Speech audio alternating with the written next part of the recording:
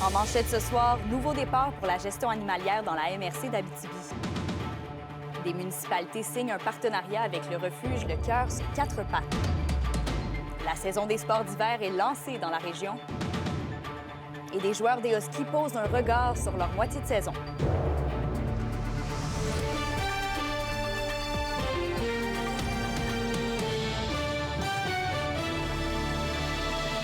Bon vendredi soir, bienvenue au TVA 18h.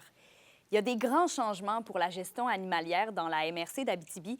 Depuis le début du mois, le refuge Le Cœur sur 4 pattes dessert une quinzaine de municipalités. Un nouveau défi dont l'organisme se dit prêt à relever. Reportage d'Alexis Dumont. Fondé il y a 2 ans, le refuge Le Cœur sur 4 pattes basé à Amos se voit confier la gestion animalière sur l'ensemble du territoire de la MRC d'Abitibi. Ça représente beaucoup. En fait, ça représente beaucoup de travail, oui, mais surtout un beau défi d'éliminer la surpopulation d'animaux errants, surtout au niveau des chats. C'est quelque chose qu'on observait là, depuis longtemps. Donc, de réduire la surpopulation, pour nous, c'est un très, très beau défi. La MRC a piloté le dossier avec la ville et il y a des municipalités rurales qui ont décidé là, de faire un appel d'offres commun. La gestion des animaux, là, ça n'a pas de frontières. Hein? Un chien errant peut se promener d'une municipalité à l'autre. Alors, de venir s'assurer que le service il est équitable et identique pour l'ensemble ou presque des municipalités de la MRC, bien, ça vient bien coordonner tout le suivi des animaux sur notre territoire de la MRC. Un défi important que le refuge se dit prêt à relever, notamment grâce à l'aide de la ville d'Amos. Ça nous permet de grandir et puis d'avancer dans notre projet qui nous tient à cœur depuis déjà 2 ans. Donc, ça nous permet de développer de plus en plus grand puis de remplir nos fonctions encore plus facilement, puis encore mieux aussi, puis sauver plus d'animaux. Il s'agit d'un contrat d'1,4 million échelonné sur 5 ans et rappelons que l'organisme s'est doté tout récemment de nouveaux locaux. Ils vont être très bien situés là, en fait, ils vont être en ville à Amos, alors ça va être pour eux, pour leur interaction avec les municipalités, étant donné qu'on est un point central, ça va être assez parfait pour eux. Là. Plusieurs ajustements restent cependant à apporter. Au niveau de la portion garage du bâtiment, il n'y a absolument rien de fait. On parle des travaux d'environ 100 000 d'investissement. Donc, il faut trouver les sous, il faut trouver les gens pour le faire, les compagnies qui vont vouloir travailler avec nous. Donc, on parle là, de plusieurs semaines, voire mois, là, avant de pouvoir faire tous ces travaux-là. Le contrat s'est amorcé officiellement le 1er décembre. Il regroupe une quinzaine de municipalités de la MRC. À noter que Lacorne, Saint-Mathieu-d'Aricana et Picogan ne font pas partie de l'entente. Alexis Dumont, RNC Nouvelles, Amos. La saison des sports d'hiver est officiellement commencée dans la région. Avec les pistes enneigées et les chalets accueillants, les amateurs de ski alpin et de planche à neige sont fin prêts à dévaler les pentes. Et Félix, avec les tombées de neige qu'on a eues dans les dernières semaines, est-ce que les stations de ski régionales s'attendent à un fort achalandage?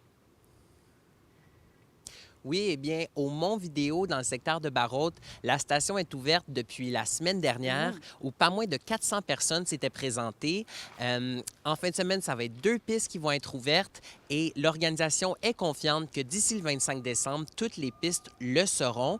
Du côté de Rouyn-Noranda, au Mont-Canasuta, les pistes ouvrent demain matin à 9 h pour les skieurs et les planchistes. Et l'organisation dit que ça s'annonce pour être une grande année, alors que l'an dernier, ils avaient enregistré une saison record. Bien, notre ouverture est demain matin, 9 h. Donc, on peut entendre la dameuse en arrière-son. Là. On a plein de personnes qui sont en train de préparer la montagne, le déneigement des entrées, le damage de la piste. Donc, oui, on va être prêt pour 9 h demain matin. Ce week-end, dans le fond, on offre le ski à 30 pour les billets de jour. Et de votre côté, à Val-d'Or, est-ce que les sentiers sont ouverts à la forêt récréative? Oui, tout est ouvert. Les gens peuvent venir y pratiquer la raquette, le ski de fond, même la glissade est ouverte. Et pour ce qui est du sentier glacé, l'organisation se croise les doigts pour qu'elle soit ouverte d'ici au début du congé des fêtes, soit le 21 décembre prochain. Bien, l'accès est gratuit avec la ville de 17 ans et moins. Tous les jeunes qui veulent en profiter, c'est gratuit. 17 ans et moins, puis sinon, les adultes, on paye. Puis les équipements, c'est gratuit pour les 12 ans et moins parce que c'est payé par le programme Circonflexe. Bien, on a une page Facebook de la forêt récréative pour afficher des informations ponctuelles.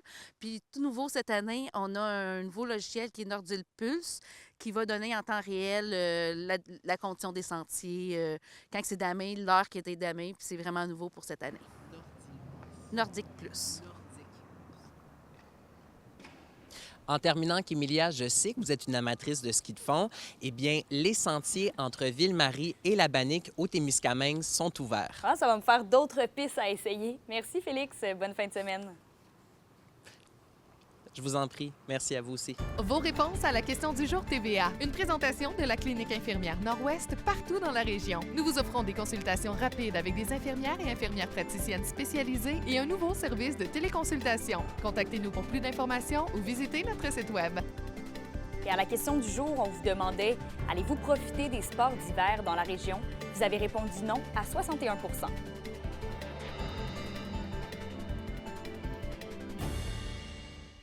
Et on revient maintenant dans le dossier de Poste Canada. Le gouvernement fédéral forcera le retour au travail des employés si le syndicat et l'employeur ne réussissent pas à s'entendre dans un délai raisonnable. Selon le quotidien La Presse, le ministre fédéral du Travail souhaite que le Conseil canadien des relations industrielles exige que les travailleurs soient en fonction jusqu'au 22 mai 2025. Et dans ce cas, les conventions collectives déjà en vigueur seraient prolongées. Le gouvernement Trudeau enclenche aussi une commission d'enquête sur les relations de travail à la Société d'État pour analyser son bilan et son modèle d'affaires. Ensuite, le chef du Parti québécois, Paul Saint-Pierre Plamondon, remettra 1 750 $ de sa poche à 2 organismes de l'Abitibi-Témiscamingue, soit 1 000 $ au comité de soutien à la pédiatrie de l'Abitibi-Témiscamingue et 750 $ à Espace Abitibi-Est. L'an dernier, le caucus péquiste avait annoncé qu'il n'accepterait que la moyenne de l'augmentation de salaire consentie aux travailleurs de la fonction publique et qu'il remettrait le reste à des organismes. C'est d'ailleurs une promesse qu'il compte respecter à nouveau cette année. On le fait par conviction, ces dons-là, mais c'est vrai que malgré que c'est plusieurs dizaines de milliers de dollars de mon argent, ce n'est pas une solution à l'échelle du Québec. Mais c'est vrai que le Parti québécois a une fibre sociale une sensibilité sociale plus grande que la CAQ. Et d'ailleurs, dans nos engagements de 2022, il y avait un rehaussement très important du financement des organismes communautaires, puis on va avoir le même programme en 2026. Vivre dans une société où nos enfants sont protégés, où ceux qui ont plus de difficultés ont du soutien, ça a une valeur et ça fait partie de nos valeurs. Donc, on donne en conséquence. Et on poursuit dans le domaine scolaire. Le Centre de services scolaires Arikana obtient son meilleur taux de réussite depuis les 20 dernières années. Le taux de diplomation et de qualification a atteint 76,9 % en 2023-2024. Donc, après une première année à expérimenter le plan d'engagement vers la réussite 2023-2028, le CSS Arikana remarque une avancée dans la progression des acquis en français et en mathématiques, tant au primaire qu'au secondaire. Dans son rapport annuel, l'Arikana affiche aussi un surplus financier de plus de 660 000 $. L'indice boursier minier au TVA Nouvelle 18h est une présentation de GFM Groupe Financier. Dirigeants d'entreprises et particuliers, fiez-vous aux experts de GFM pour vos placements, assurances de personnes et assurances collectives. Car pour vous, ils vont au-delà de la finance. Jay Scott est en spectacle ce soir à Val-d'Or. Il présente son 2e album « Toutes les rues sont silencieuses ». Les détails après la pause.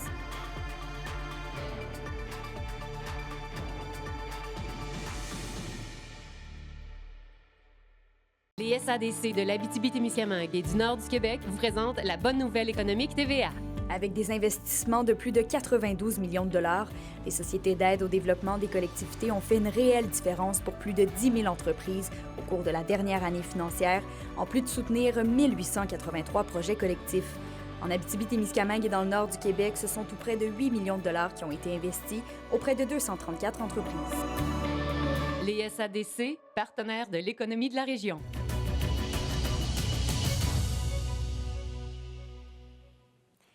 Notre équipe de la salle de nouvelles prépare une rétrospective de la dernière année.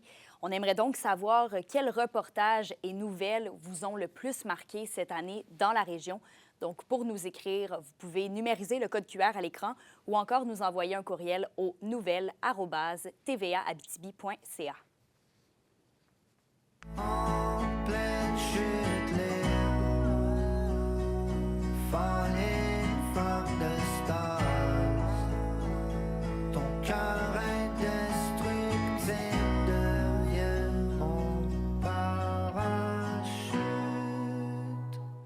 venez de l'entendre, l'auteur, compositeur, interprète Jay Scott est en spectacle ce soir à Val-d'Or. Après une salle comble hier soir au Petit Théâtre du Vieux-Noranda, il va présenter le spectacle de son deuxième album « Toutes les rues sont silencieuses » à la salle Félix Leclerc. Et tout au long de la représentation, Jay Scott vous invite avec sa guitare, son ukulélé et son clavier dans un univers mélancolique. Le spectacle a donc lieu ce soir à 20h. La chronique culturelle vous est présentée par la troupe à cœur ouvert qui vous reçoit avec son spectacle Le Réveillon, présenté du 20 au 22 décembre. Venez réveillonner avec ce spectacle musical et théâtral en formule cabaret. Justine, tu nous apportes complètement dans l'ambiance des fêtes ce soir. Ça a l'air pas mal festif dans ton coin.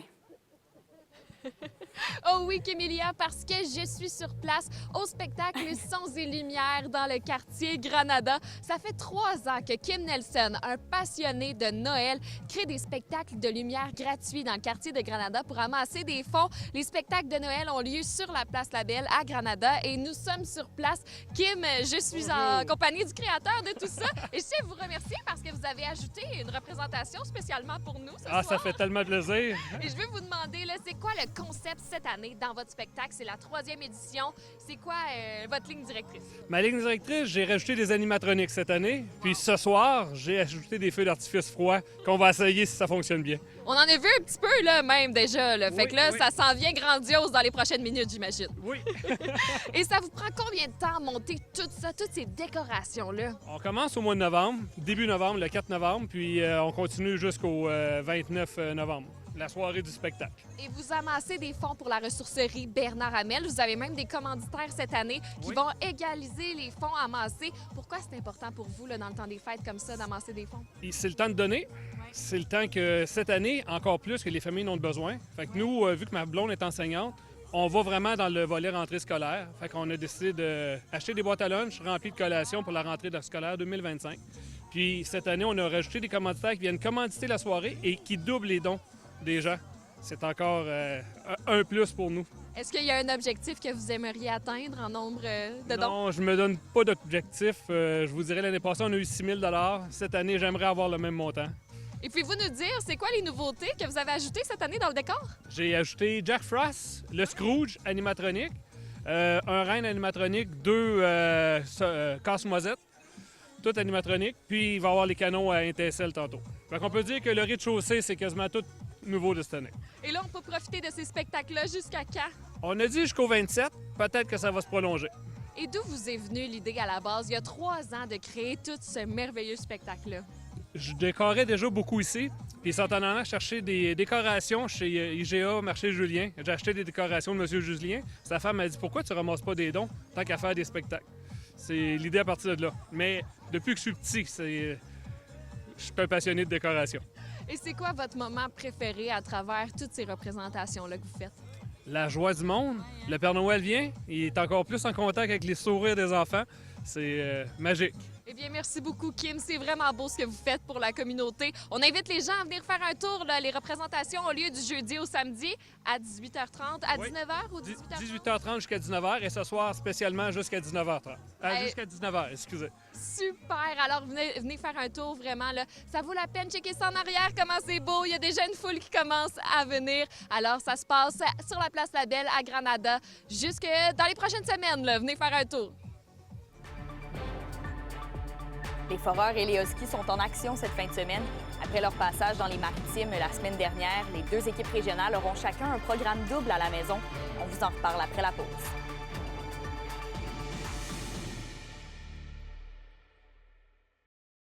Les sports vous sont présentés par Thibaut Géant, votre concessionnaire de confiance à Rouyn-Noranda, là où qualité et choix se rencontrent. Il ne reste que quelques matchs pour nos équipes régionales de la LHJMQ avant les fêtes. Et si vous assistez au parti en fin de semaine, vous pourriez vivre la 1000e victoire de la Meurthe. Et justement, notre journaliste Alexandre Cabana s'est entretenu avec des joueurs des Huskies pour faire un bilan de mi-saison. À l'aube des fêtes, voici ce qu'il a préparé. À l'approche du temps des fêtes qui s'en vient, est-ce que dans l'équipe, tu le sens, là, que, OK, les vacances s'en viennent, on donne notre maximum pour finir en beauté. On a hâte aux vacances, les boys? Oui, certainement. Nous, on le voit comme un petit dernier push. On On veut juste gagner le plus de matchs possible avant le temps des fêtes, puis après revenir encore plus fort après. C'est tout le temps le fun. Puis c'est recharger les batteries pour une grosse après-saison. Comme je viens de dire, je pense qu'on a prouvé qu'on serait capable d'acheter à Noël. On vient de faire une nouvelle acquisition de Rémi Gélina. Fait que si on continue dans ce moment-là, on va avoir besoin d'être rest pour le reste de l'année. Tu parles de l'équipe sous-estimée. Est-ce que tu sens que plus les matchs avancent, plus on arrête de sous-estimer les Huskies? T'sais? Je dirais que oui. Je pense que maintenant, on est conscient du potentiel qu'on a. Nous, on était tout le temps conscients parce que notre but, c'est de gagner la Coupe. C'est notre but ultime. Donc, on travaille vers ça.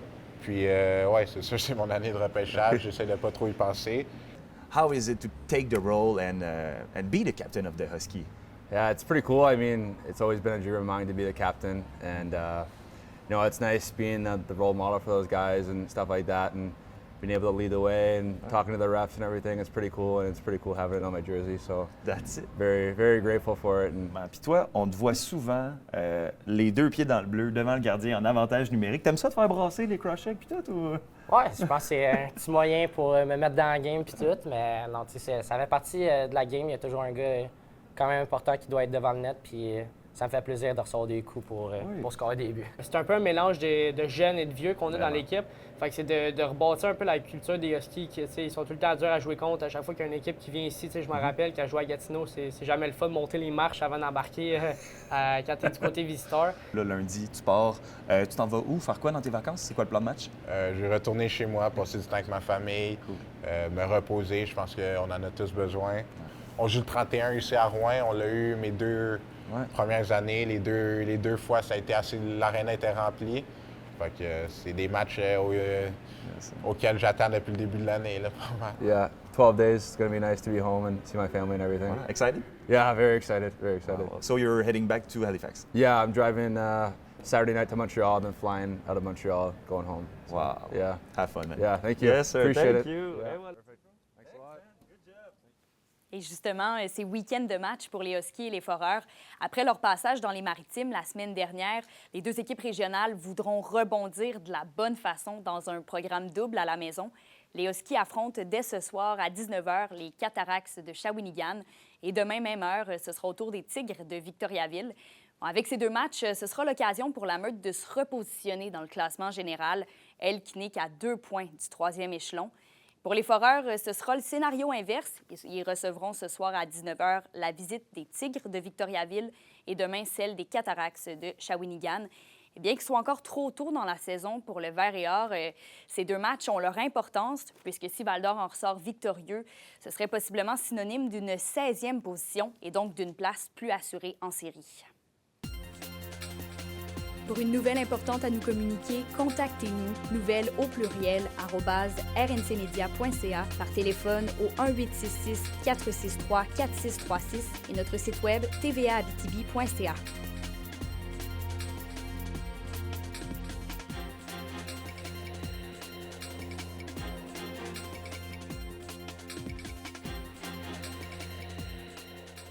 La météo.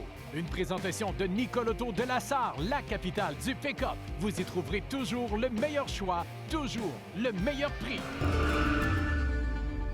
Et à la météo, l'important, c'est de retenir qu'on va avoir du soleil demain. Donc, pour ce soir et cette nuit, un petit peu de neige tôt ce soir en Abitibi, minimum moins 22 partout en région.